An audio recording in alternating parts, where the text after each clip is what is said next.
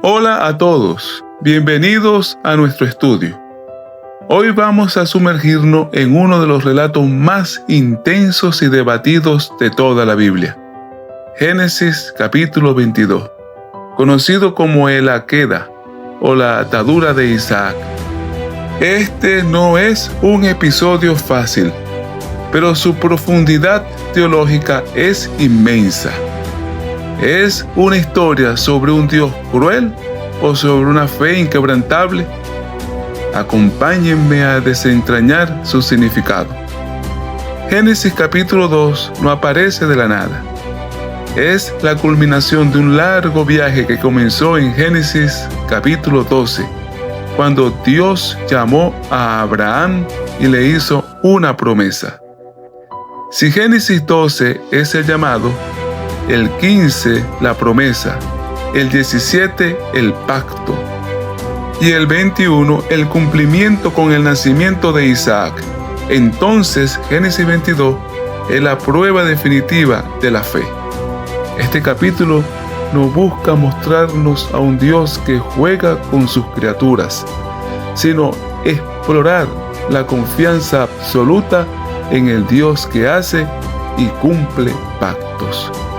El relato está construido con una precisión literaria impresionante. Comienza con la prueba divina, sigue con la obediencia silenciosa y rápida de Abraham, llega al momento crítico de la atadura de Isaac, se resuelve con la intervención de un ángel, se confirma con la reafirmación del juramento de Dios y termina con una pequeña genealogía que nos prepara para lo que viene. El clímax, ese momento en que todos contenemos la respiración, ocurre justo a la mitad, cuando Abraham levanta el cuchillo. Para entender bien este texto, tenemos que situarnos en su contexto histórico. En el antiguo cercano oriente, especialmente en Canaán, el sacrificio de niños era una práctica real, aunque no común. Se veían como el acto supremo de devoción a dioses como Moloch. Entonces, cuando Dios le pide a Abraham que sacrifique a Isaac, está usando un lenguaje que, aunque nos horroriza, era comprensible en esa cultura como la prueba máxima de lealtad. Pero aquí está el giro fundamental que muchos pasan por alto. Génesis 22 no aprueba esta práctica. Al contrario, la aniquila teológicamente.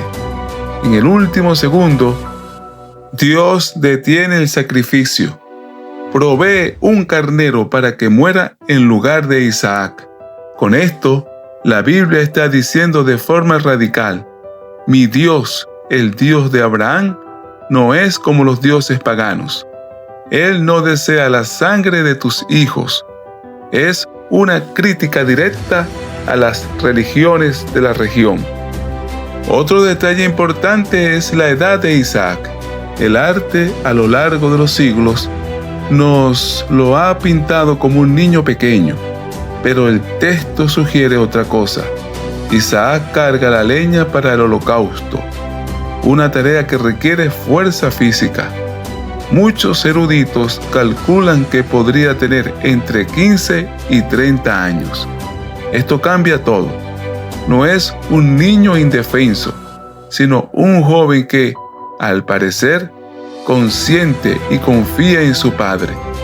Esto no disminuye el drama, sino que lo eleva a una dimensión de fe compartida y cooperación en la prueba. Vamos ahora al texto mismo, versículo por versículo. El capítulo empieza diciendo: Dios probó a Abraham. La palabra hebrea usada aquí es nisa. Es clave entender que nisa no significa tentar para hacer caer, como hace el adversario. Significa probar para revelar el carácter, para fortalecer, para demostrar la calidad de algo. Dios no está tentando a Abraham al mal, sino que está creando una situación para que la fe de Abraham brille en su máxima expresión. Y fíjense cómo Dios formula el mandato. Toma ahora a tu hijo, tu único a quien amas, a Isaac. La frase va en un crescendo de dolor. No es solo tu hijo, es tu único hijo de la promesa. El que no es Ismael, es a quien amas. Una de las primeras veces que la palabra amor aparece en la Biblia en un contexto familiar. Y finalmente le pone nombre, Isaac, cuyo nombre significa risa. Ahora envuelto en una orden de muerte, el mandato ataca directamente el corazón de la promesa que Dios mismo ha hecho. La respuesta de Abraham es asombrosa. Se levanta de madrugada, no discute, no negocia, actúa con una obediencia silenciosa y decidida. Durante 3 días camina con el peso de esa orden divina. Imaginen la tortura de ese viaje. Cuando los siervos preguntan, él dice: quédense aquí, yo y el muchacho iremos hasta allá. Adoraremos y volveremos a ustedes. Abraham dice: volveremos. Tiene una chispa de esperanza. El diálogo entre padre e hijo es desgarrador. Isaac, con una inocencia que parte el alma, pregunta: Padre mío, aquí está el fuego y la leña, pero ¿dónde está el cordero para el holocausto? Y la respuesta de Abraham es una de las frases más profundas de toda la Biblia. Elohim Jireh lo hasé, que se traduce como Dios se proveerá el cordero. Pero literalmente significa Dios verá para sí el cordero. En el pensamiento hebreo, ver no es un acto pasivo, es una visión activa que implica proveer. Abraham está declarando su fe en que Dios, de alguna manera, solucionará esta situación imposible. Llegan al lugar. Abraham construye el altar y entonces ató a Isaac. El verbo hebreo agat es tan específico que le da nombre a toda esta historia en la tradición judía. La ageda, la atadura. Isaac es presentado como una ofrenda viva, un sacrificio voluntario. El texto no narra gritos ni luchas. El silencio de Isaac es tan elocuente como la obediencia de Abraham. En este momento de tensión máxima, Abraham toma el cuchillo. Y es justo ahí la voz del cielo: Abraham, Abraham. El ángel de Yahvé lo detiene. No extienda tu mano sobre el muchacho, ni le hagas nada, porque ya conozco que temes a Dios, pues no me rehusaste tu hijo, tu único. La prueba ha terminado. La obediencia ha sido demostrada en el corazón. Dios no necesitaba la muerte de Isaac, necesitaba la fe total de Abraham. Y entonces Abraham levanta los ojos y ve un carnero trabado por los cuernos en un zarzal. Este animal muere en lugar de Isaac. Este es uno de los primeros y más claros ejemplos de lo que en teología se llama sustitución vicaria. Uno muere en lugar de otro.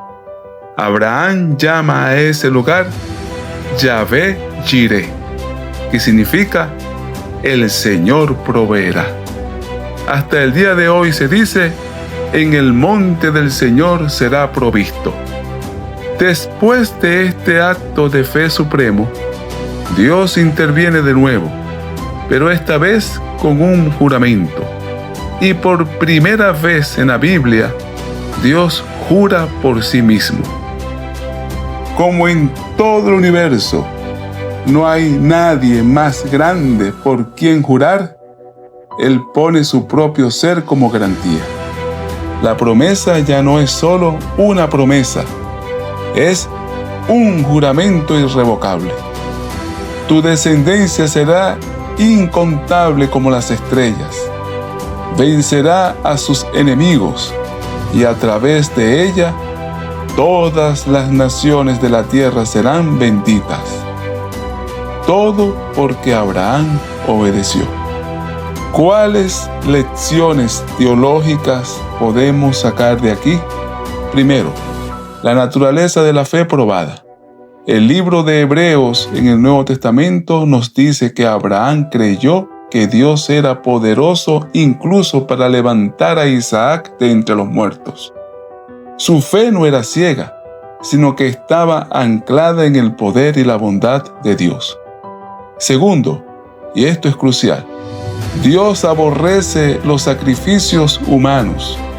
Este relato, lejos de promoverlos, los condena de la manera más dramática posible.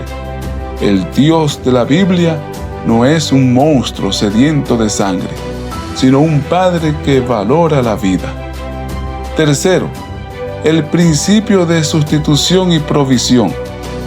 Dios provee lo que Él mismo exige. La fe que pide, Él mismo la sostiene.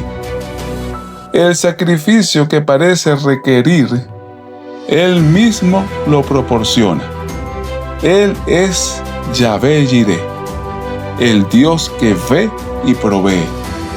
Este relato tiene un eco profundo en las grandes religiones abrahámicas. Para el judaísmo, la Aqueda es el modelo supremo de la obediencia a Dios, y el mérito de Abraham e Isaac se invoca en las oraciones, especialmente durante el Año Nuevo judío. Para el cristianismo, Génesis 22 es una prefiguración asombrosa de Jesucristo. Los cristianos ven en Abraham un tipo de Dios Padre, que no escatimó a su propio Hijo, su único amado. Ven en Isaac, cargando la leña, una imagen de Jesús cargando la cruz, y en el carnero sacrificado, ven el símbolo de Cristo, el Cordero de Dios que quita el pecado del mundo, muriendo como sustituto por la humanidad.